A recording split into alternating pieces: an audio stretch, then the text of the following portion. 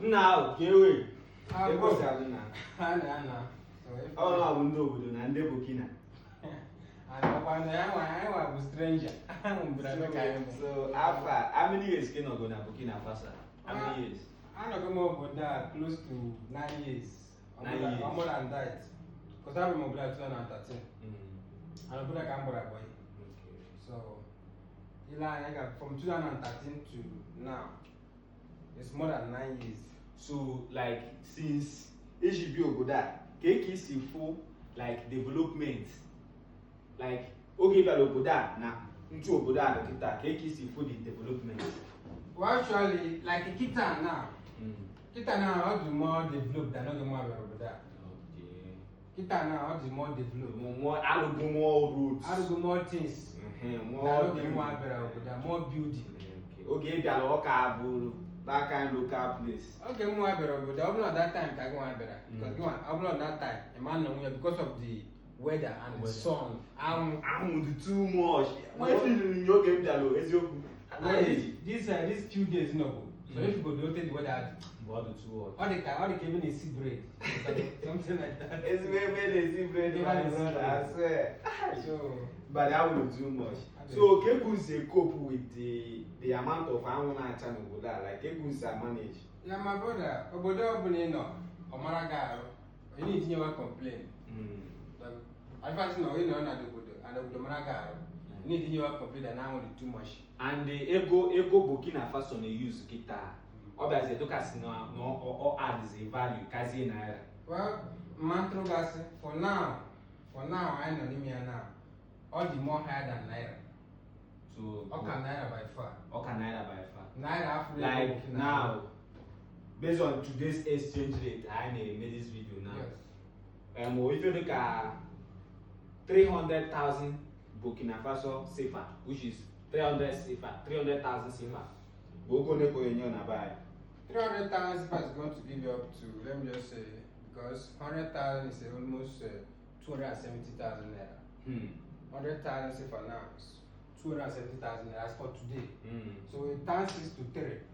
Wow. That is almost 1 point something million or up to 1 million. It's not up to 1 point something. Let me just say it's up to 800. Okay, that's almost 1 million. Almost 1 million. Almost 1 million. But before, who gave their logo that before? Upon Naira Kasifa. Can't the chona. Okay, bro, that before. 100,000 CFA is 30,000 naira. Before, yeah? Okay, bro, that. 100,000 CFA, but 30,000. That means you wait 30,000 naira, you need 100,000 CFA. Then now, now, if I want 100,000 CFA, I need 270,000 naira. So now, Naira, before Naira will provide the carrier CFA. That is it. Now, but now, CFA kasi Naira will by far. Here, CFA, the crown, Naira from a fee saver now, or Roku Jiva America. What is the mantra gas? Exactly. Let's say, Faji crown Naira now. Or from a fee saver now, Woroku, Gava America. Hey, Naira Nigeria Give one, man. So now, one thing I go on now, based on Imana ka Oboda now, Oboda no ni na Burkina Faso, onye obula na ibu maka Burkina Faso, based on say na president obodo na alu olu the water. So if him will ikwu based on if you gbasalo ndị ba chọrọ ebi obodo, like ndị ba bụ na ọ na-anọfu obi ọkụ ebi obodo, ka if him will ikwu based on ndị ba chọrọ ebi obodo, ka if him will ikwu afa. Ihe nwa nwere ikwu kita now. Ọ bụrụ ịbụ onye Igbo na ịnọ Nigeria, ịbịa Burkina Faso na-adọ gị n'arụ.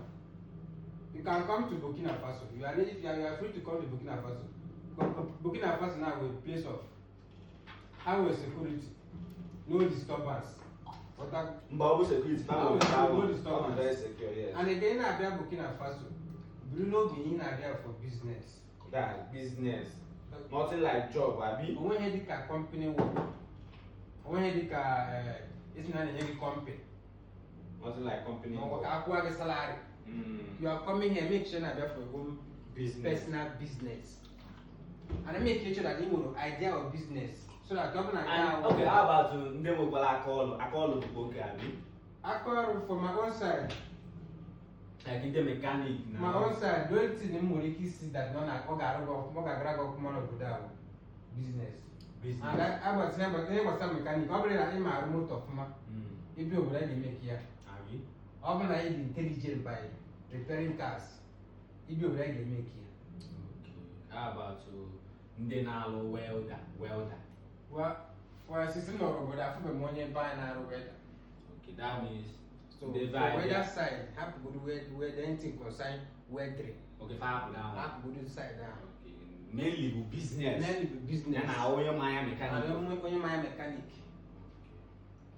Because o nwere many mba anyị n'obodo a na-arụ mechanic. Some of them na-arụ gearbox mechanic. Some of them na-arụkwa electric. Some of them na-arụkwa AC. So gwa na onwe gị ke business line ị nọ n'ime. The business nọ n'ime ya bụ m na-ere motor parts ka m na-ere. Motor parts. So ana motor parts ka m bụkwara bụ na ya. So ntu esi nọ n'ime motor parts now. Ị na-advise onye chọrọ ịbatakwa na-emekwada aka motor parts ọ ka bụkwa good business now. My brother, ihe gbasara business na ihe dị na business kịta na onye ga-abụ ọgaranya na business amụbeghị ya. Ọ bụrụ motor parts as it is now na Burkina Faso. Onye ga-abụ ọgaranya na motor parts na-ere na Burkina Faso amụbeghị ya. That means the business is still untampered. The business is okay. So the business can be very sharp. Very sharp. That's very good. The only thing that you know buy your own wig.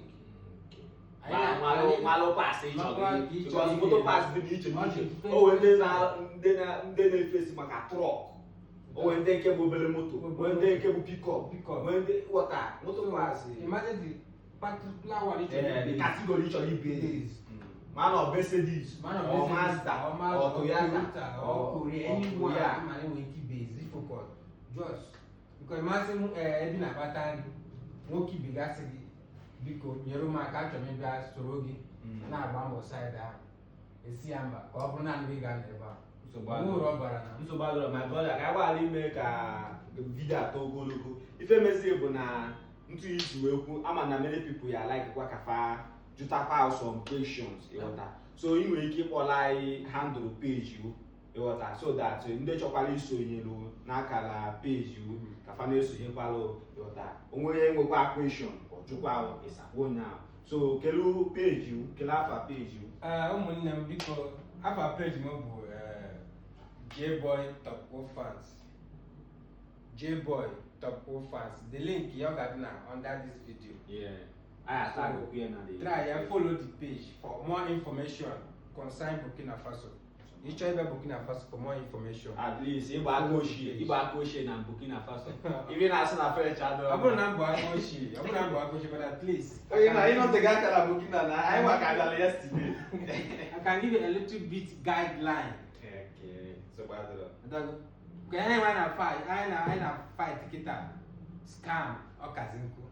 Onwe ndị na-eji Burkina Faso a na-egbu ndị mmadụ wayo achọrọ ịgwafe eziokwu otu Burkina Faso si na-emepe kịta na anyị achọghị ka ndị ma na-afọ into victim of ya na-egbu awayo so and another thing chọrọ ịjụ onwe ndị si na a na-eme visa Burkina Faso eziokwu my brother onye ọbụla agwụra gị gote oke emere gị visa Burkina a na-eme visa Burkina because all visa free na. Burkina just woro ichogo abụna ịchọrọ iji kwụsị na Nigeria abịa Burkina woro kwụbịawa obviously with the strength to work with your leg from if you match the ID card or ejide international passport so we use international passport or akadiri amọ lesser for expenses for road expenses all that is more easy because ejide ID card some places you get settled under police for some places. So Badro, my brother, thank you very much. Thank you very much for coming for this interview. I appreciate. Thank you very much. So Badro, ndị chọrọ isonye n'akara Facebook again. So Badro, ngwa na ọ dị. Thank you.